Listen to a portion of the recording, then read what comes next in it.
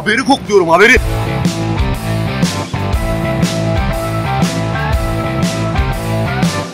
Haber. Pardon.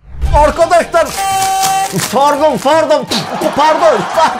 Hepinizin yeni yılını kutluyorum ve doğum günlerinizi de kutluyorum. Bu bölümde de Milli Piyango şeysi Christmas'tan 2022 ekonomik krizmasını, ekonominin durumunu ve tabii ki artan işsizliği, işsize iş önerilerimi anlatacağım. Yalnız bak baştan söyleyeyim, öyle umutsuzluğa kapılmak, neşeyi kaybetmek yok. Tamam mı? Öyle dimdik ayakta duracağız. Dimdik. Yoksa sorunlarla mücadele edemeyiz arkadaşlar. Değil mi? Bunun için de bu bölümde de çok eğleneceğiz. Arkadaşlar biliyorsunuz ki ekonomimizin durumu çok iyi. Uçuyor. Sürekli havalarda geziyor. Eğer uçmak buysa ya yeter artık uçmayalım ya. Yeter uçmayalım. Biraz da yere inelim ya. Ekonomiyi yerdeyken çözebiliriz değil mi? Nasıl çözeceğiz? Havalarda nerede durduğu belli değil. Böyle daima uçan balon gibi böyle. Bu yıl Noel Baba bile artık nahıyla birlikte gelecek yani. Bu da ne anlama geliyor?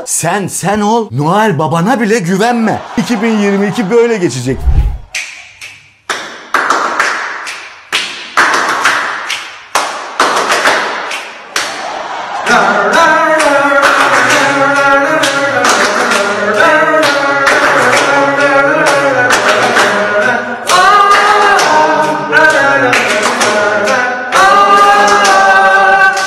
Yeni yıl deyince hala ne aklımıza geliyor? Milli Piyango. Hala diyorum çünkü bizim devamlı paraya ihtiyacımız var ya. Yani bu ülke insanların sürekli olarak paraya ihtiyacı var. O para da öyle az buz 3-5 falan filan değil. Bize çok para lazım. Çok. Hepimize çok para lazım. Çok para lazım. Çok. Yani para olsa da çok para lazım. Balya para lazım bize değil mi? Bakın Milli Piyango haberinde ne diyor? Vatandaşlar Milli Piyango'ya güvenmiyor. Satışlar %74 azaldı. Milli Piyango İdaresi'ne ait şans oyunlarının özelleştirilmesiyle birlikte bilet satışlarında büyük düşüş yaşandı. 2019'da 54 milyon piyango satılırken özelleştirmenin ardından 2020'nin ilk 7 ayında satılan bilet 14 milyonda kaldı. Satışlar %74 azaldı. Halk ise özelleştirmeyle birlikte güvenin azaldığını, kalmadığını ifade etti.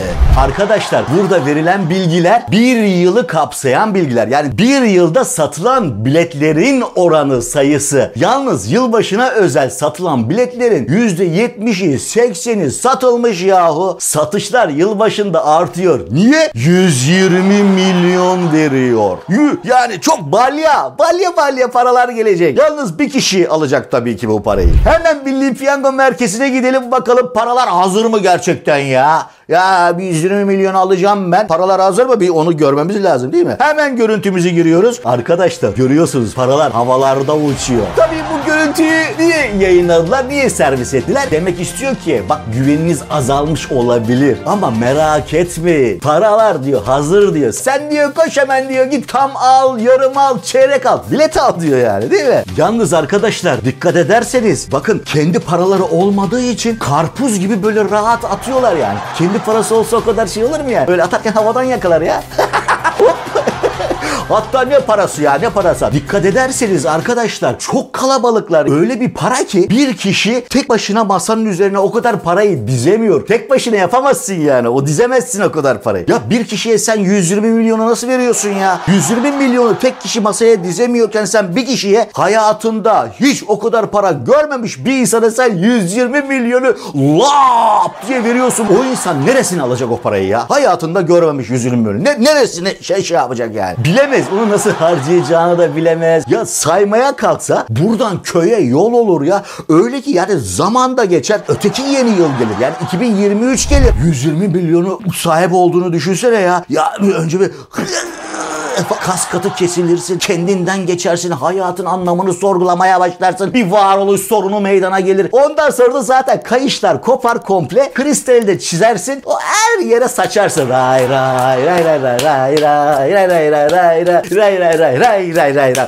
Ondan sonra yerine oturduğunda ne oluyor? Eski konumuna geri dönersin. Böyle örnekler çok. Araştırın bakın, Google amcaya sorun. Çok insan var büyük ikramiyeyi kazanmış ama gelin görün ki yine eski gençlik konumuna dönmüş yahu. Mesela ben de diyorum ki ya madem o kadar para var arkadaş, 85 milyon insana sen dağıt ya. Birer milyon dağıt. Milletin işi görülsün ya. Hadi dağıtmıyorsun diyelim. Benim bir önerim var. Diyorum ki o parayı fabrikatörlere, zenginlere verelim ya. Tabii canım. Yani zenginlere vereceğiz onu. Kime vereceğiz? Fabrikatörlere vereceğiz tabii ki ya. Niye? Çünkü onlar da yeni fabrika açacaklar. İstihdam sağlayacaklar. Zaten sen parayı yemesini bilmezsin ki. Parayı en güzel zenginler yer yani. Fabrikatörler yer. Sen yiyemezsin parayı. Yerken kusarsın. Ağzına, yüzüne, gözüne sağa sola bulaştırırsın. Başın belaya girer ya. Hadi sen 120 milyonu kazandın diyelim. Yahu hiç tanımadığın akrabaların ortaya çıkacak. Diyecek ki ya ben senin akrabandım. Senin kuzeninin kuzeni dış kapının mandalıydım. Ben işte geçenlerde bana selam vermiştin ya. Hani bir merhabalaşmıştık. Ya bana güldüydü ya. Diyen insanlar dahi yani yolda sadece göz göze geldik. Hatırlarsan geçen gün göz göze gelmiştik otobüs durağında, metrobüste, metroda, Marmaray'da. Böyle bir bakışmıştık yan gözle falan. Diyenler de senin yanına gelecek. Hatta her şeyi geçtim. Arkadaşlar ya Plüton'dan, Sirius'tan sana ben akrabanım diyen insanlar gelecek. Sen onlarla baş edemezsin ki. Parayı, korunum kanunu bilgin yok. Hadi bak aklıma geldi. 128 milyar nerede ya? 128 milyar dolar. Nerede ya? 120 deyince 128 milyar dolar aklıma geldi. Neyse oralara girmeyelim şimdi. Şimdi bankalar krediyi Kur'an çarpsın ki aldığım krediyi dolara yatırmayacağım. Kağıt imzalatıyorlar ya bize. Şimdi diyorum ki ya Milli Piyango'dan 120 milyon çıktı sana. Sen de aldın lap diye dolara yatırdın. Ne olacak şimdi? Ya ne olacak o zaman? Ne olacak? Türkiye'nin ekonomisi ne olacak? 120 milyon lira birdenbire dolara çevrilmiş olacak. Ya da altın. Altın alacak. Ben diyorum ki arkadaş bütün her bilet alan kişiye o zaman kağıt imzalatmaları lazım. Kazandığım ödülle dolar almayacağım kağıdı imzalatmaları lazım değil mi ya? Yoksa ne olur halımız? Halımız ne olur? Halımız. Hadi her şeyi geçtim. Ya şimdi ekonomik kriz var diyorlar ya. Ben diyenlerin yalancısıyım yani. 2022 ekonomik krizmisine da gireceğiz. O zaman ülkemiz hazırlıklı olsun diye ben diyorum ki paranın hepsini hazineye bağışlayalım ya. 120 milyon lira. Yani demin söylediğim gibi sen ben yiyemeyiz, kullanamayız o parayı yani. Hazineye verelim. Yani feragat edelim. Böyle yani para neymiş ki falan şeklinde herkes de parmakla gösterir bize. Hazineye 120 milyon bağışladı. Sonra sana bir plaket verirler. Evinin baş köşesine koyarsın. 3-5 yıl sonra o plaketi satmak zorunda kalacaksın belki ama olsun. Önemli olan itibar. Biliyorsun da ülkemizin itibarı çok önemli. İsraf arama. İsraf aram ama itibar çok önemli. Sen o parayı hazineye yatırınca ne olacak? Tabii ki yetkililere uçaklar alınacak. Arabamız yok. Araba alamıyoruz diyen yetkililer vardı biliyorsunuz. O yetkililere araba alınacak. Tabii canım. Hatta para varlık fonuna yatırılsın. Varlığın varlığa armağan olsun. Arkadaşlar abone olmayı, likelamayı ve yorum yapmayı unutmuyoruz. Şimdi hemen sokağın nabzını tutmak için sokak röportajlarımıza geçiyoruz. Hadi bakalım. Hayret arkadaşlar, Mennan. Burada ne işi var? Ne bekliyor orada ya? Allah Allah. Mennan ne haber? Aleykümselam. Aleykümselam. Selamun aleyküm. Ya burada neden bekliyorsun? Yeni yıl gelecek ya. Ne işte onun için onu bekliyorum ya. Yeni yıl sadece buraya gelmeyecek ki. Aman ne? Ya bana buraya gelecek dedilerdi yeni yıl. Sen evdeyken de gelir. Senin evine de gelir yahu. Bunu niye yaptılar o zaman ya? Demek ki buraya gelecek. Peki madem yeni yıldan 2022'den beklentin nedir? Düşük dolar, alçak faiz, kahrolsun fakizm. Fakizm mi? O ne ya? İnsanlar birbirini kandırmasın, güdüklemesin demek ya. Fakizm ha? Delden dele, aşıkım, delden dele, aşıkım. Allah iyiliğini versin Mennan. Yeni yıl için mesajın nedir Mennan? Şimdi şöyle oluyor, yeni yılda herkese sağlık, aşk ve para diliyorum. Zaten üçü bir arada bunlar olursa her şey hallolur ya. Sana yeni yıl değil bir aydınlanma gelmiş Mennan. Gelecekler, geliyorlar, geldiler. Evet bana geldiler. Hadi iyi yıllar. Hadi iyi yıllar Mennan. Amilimin kılıyım ben ya. Yüce Rabbim amilimin kılı olayım diye yaratmış beni ya. Oo, arkadaşlar Mennan'ı gördük. Şimdi bir de Ziver Bey kaymaklı ekmek kadayıfı vallahi. Ziver Bey. Bu ne oluyor bu? Bu ne bu? Pardon komedi. Hem pardon hem komedi. Az önce Mennan'ı gördük. Şimdi de seni vallahi düşüş oldu ha. Mennan mı? O kim ya? Neyse boş ver. Bir röportaj yapalım mı Ziver Bey? Yapın da beni karıştırmayın ya. Şirketinizin reklamı da olur hem. Hulusi Baba'nın gözüne girersin. O halde buradan sesleniyorum. Koltuk sallanıyor Kemal Bey. Koltuk sallanıyor.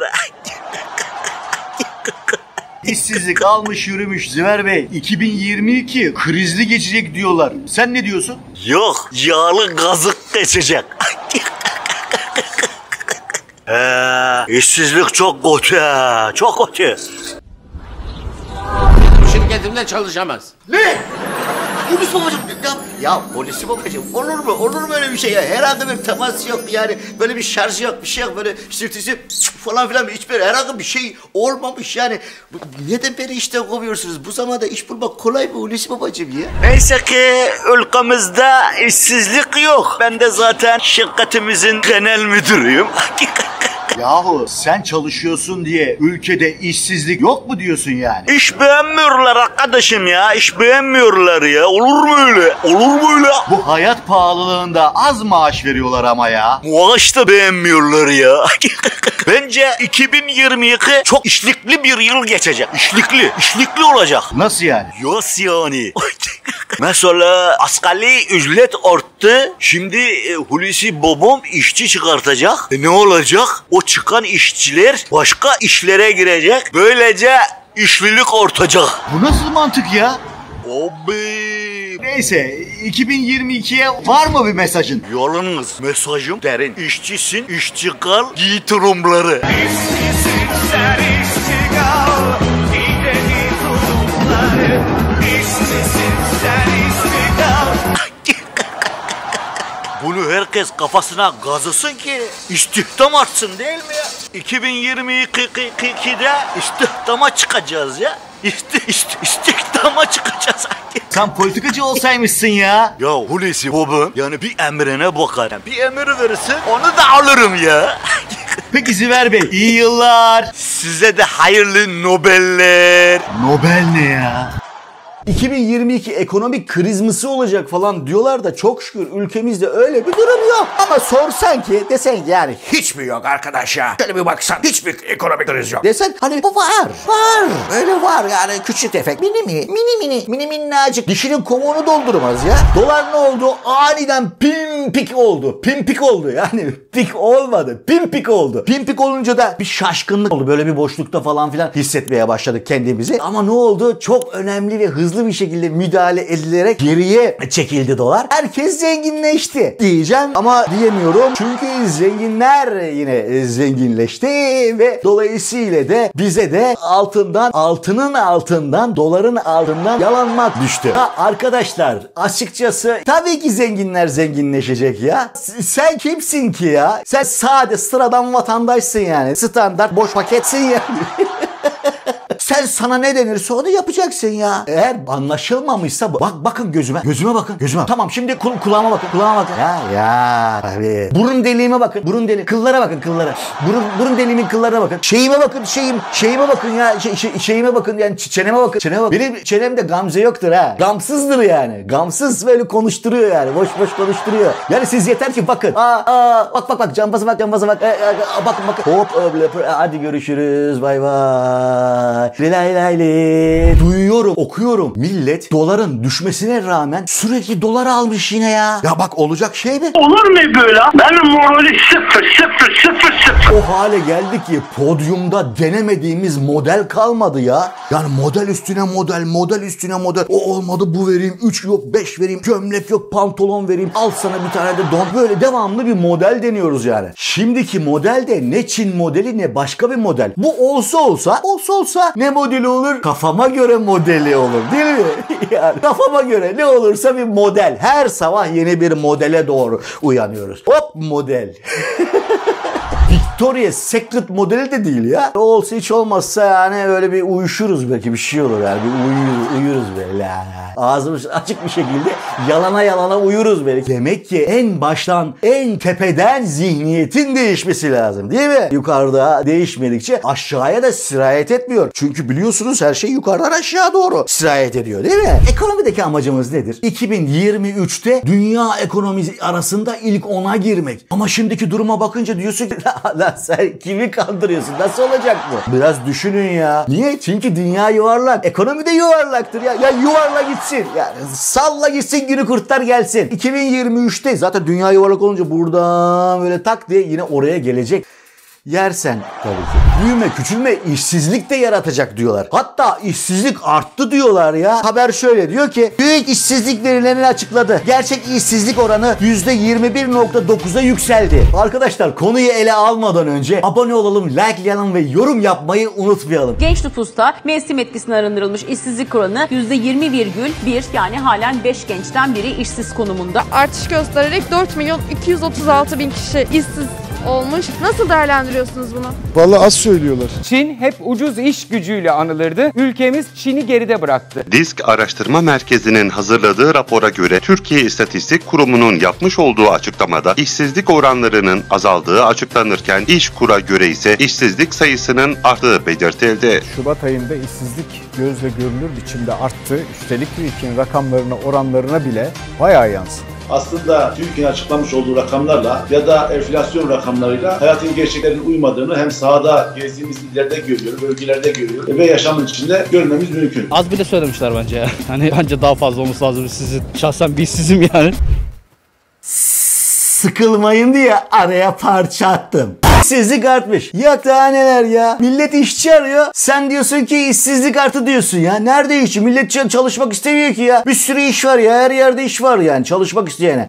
Günümüzde işçinin tanımı köle olarak algılanıyor ama köle ayrıca işsizlik. Çok güzel bir şey arkadaşlar. Şimdi ne diyorsun sen falan diyeceksiniz ama bakın mesela Bernard Russell Shaw'un bir kitabı var. Adı İşsizliğe Övgü. Orada da anlatıyor adam ya. Yani diyor çok fazla çalışmaya gerek yok diyor ya. Bu diyor kapitalizmin, emperyalizmin insanın üzerinde kurduğu baskı diyor ya. Bak. Olaya bak, ne kadar bir yüksek bir entelektüeliteden konuya yaklaşıyor yani. Ya diyor kavun gibi yat. Tabii sizler bunu bilmediğiniz için işsizlik diyorsunuz kötü ya. Ama öyle değil. İşsizsin, işsiz kal. Tabii ya. Ya bir de şöyle düşün. Şimdi sen mesela işlisin, işe gidiyorsun, işin var. Ya sen işsiz kalacaksın ki diğer işsizler iş bulsun değil mi? Yoksa nasıl bu çark dönecek yani? Sürekli sen çalışırsan diğer işsizlere fırsat tanımamış oluyorsun. Buldum. Bak şimdi biz niye kendi kendimizin işini yaratmıyoruz ya? Kendi kendimizin işini oluşturalım ya. Benim de önerim şu. Reklam ajansları falan oluyor yani, böyle reklamlara, böyle filmlere, dizilere, elemanları falan bünyesinde toplayan ajanslar var ya, reklam ajansları. İşsiz ajansı olacak ya. Niye? İş için. Şöyle mesela diyelim ki çocuğu olanlar bilir mesela. Çocuk böyle ham yapmaz ya. Yani yavrum ham yap. Yemek yemez. Mızmızlar. Falan diye. Sen devamlı yedirmeye çalışırsın. Ağzına şey yap. Yavrum ham yap bak, yoksa ben yaptım hamı. Ya da bak amcaya veririm. Bak bilmem neyi veririm. Yani maksat orada çocuğu böyle kıskandırmak, hamlatmak. Devamlı da tabii ki sen ham yaptıramıyorsun. Hep sen mi hamlanacaksın? Hayır. O yüzden de ajans arayacaksın. Alo iyi günler.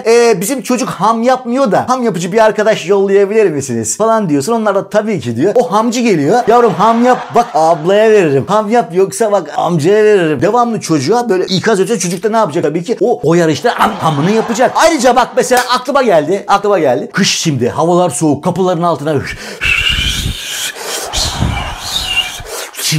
çok büyük soğuklar giriyor. Ne kadar da siz sıkı kapatsanız da o soğuk içeriye giriyor. Şimdi o soğuğu kesmek için yine aynı ajans arıyorsun. Allah, benim soğuk kesiciye ihtiyacım var. Bir soğuk kesici arkadaş yollar mısınız? Hemen sana oradan soğuk kesici arkadaş gelmiş oluyor. O da ne yapıyor? Kapının önüne böyle neresiyse artık oraya uzanıyor. Yani bütün gün orada. Ev sahibi de çağırdınız onu, yani eşek değilsiniz ya, yemin suyunu falan filan da vermiş oluyorsun. Hem de yatacak bir yeri de olmuş oluyor. Artı bak şimdi aklıma geldi. Araba bodyguardlığı.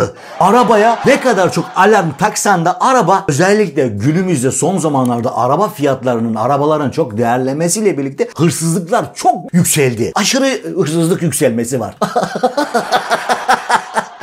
O halde biz ne yapıyoruz? Hemen ajansı arıyoruz. Araba bodyguardı ne yapıyor? Gece arabanın içine konuşlanıyor. Yemini, suyunu falan alarak bütün gece arabanın içinde yatıyor. Bir hırsız bir aksiyon olduğunda hemen ne yapıyor? Fırt diye kalkıyor ve olaya müdahale ediyor. Size bak 3 tane çok önemli yeni iş kolu göstermiş oldum. Bunları değerlendirmemiz lazım arkadaşlar ve bu bölümü burada finallendiriyoruz. Hepinizin tekrar yeni yılını ve doğum gününü kutluyorum. 2022'de görüşmek üzere. Hoşçakalın diyorum. Beni izlediğiniz için teşekkür ederim. Abone olmayı, likelamayı ve yorum yapmayı unutmayın. Görüşmek üzere. Haberi kokluyorum, haberi.